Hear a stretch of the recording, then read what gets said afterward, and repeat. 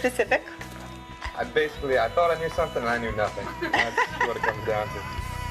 This next monologue is based on an interview I did with a woman who had a good experience with a man.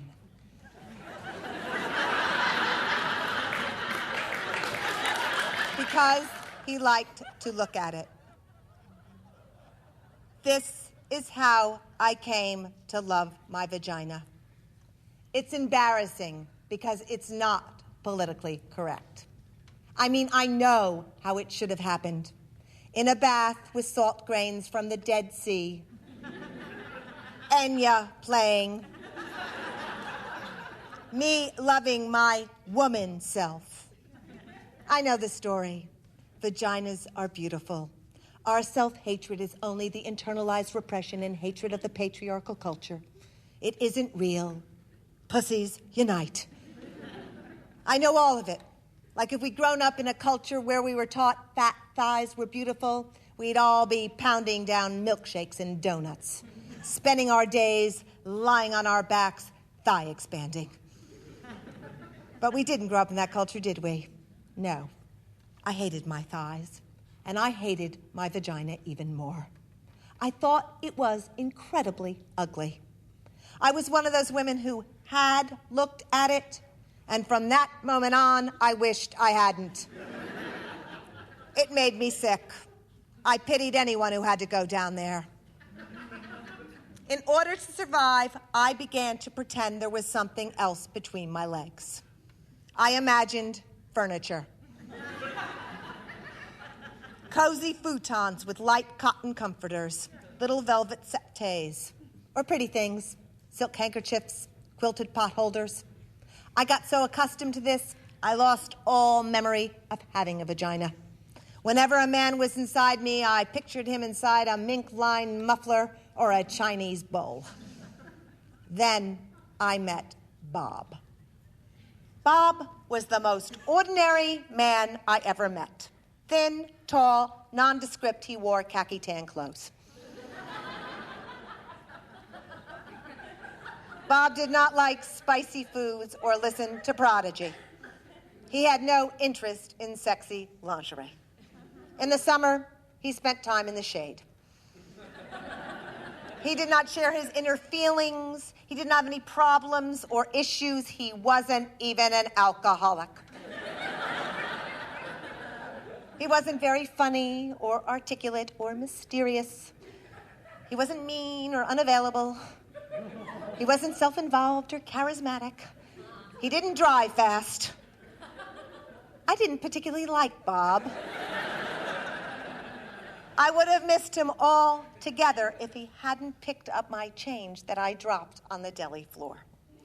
When he handed me back my pennies and quarters, and his hand accidentally touched mine, something happened. I went to bed with him. That's when the miracle occurred. It turned out that Bob loved vaginas. He was a connoisseur.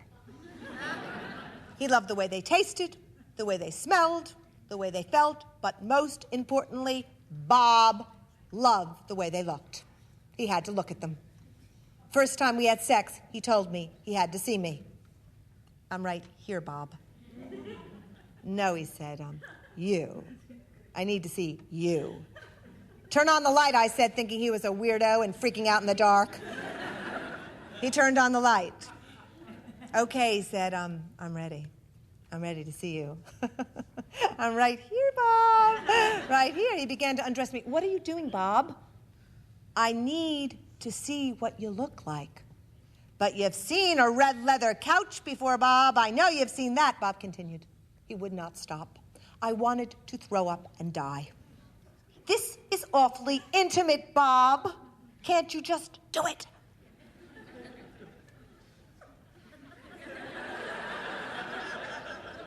No, he said. It's who you are.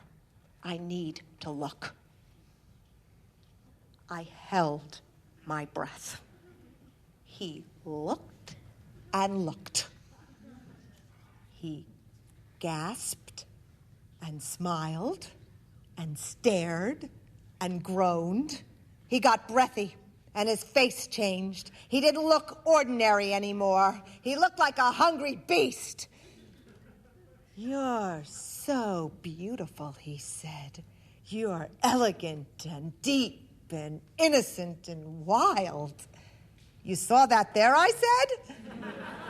"It was like you read my palm."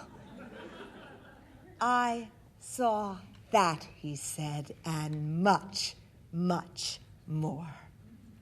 Bob stayed looking for almost an hour, as if he were studying a map, observing the moon, staring into my eyes. But it was my vagina. In the light, I watched him looking at me. He was so excited, so peaceful and euphoric. I began to get wet and turned on. I began to see myself the way he saw me. I began to feel beautiful and delicious, like a great painting or a waterfall. Bob wasn't afraid. No, he wasn't grossed out. I began to swell. I began to feel proud. I began to love my vagina. And Bob lost himself there. And I was there with him in my vagina. And we were gone.